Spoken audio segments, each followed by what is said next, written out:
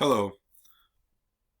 The previous video I covered linear equations and how the structure y equals mx plus b is our format for all linear equations.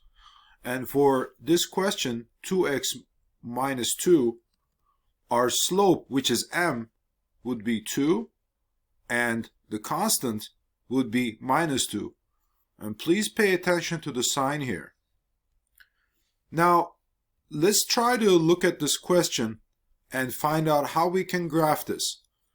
Now, we will talk about the first method. First method would be simply inserting zeros on y and x. In this way, we can find the slope intercepts for x and y. So let's begin. First, we'll set y equals 0.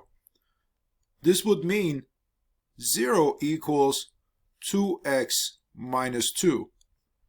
And if we solve this by adding 2 on each side of the equation, we get 2x equals 2.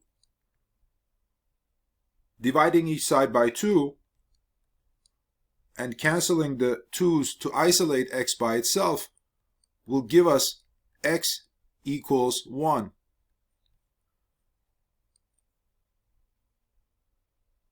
As we set the y value at 0, this would mean it's an x-intercept, because any point on the x-intercept, y value equals 0.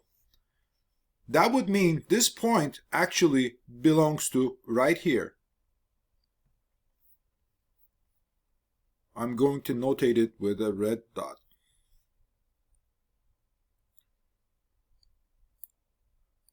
And the coordinates for this point would be 1 and 0. Now let's look at the next value, which would be x set to 0.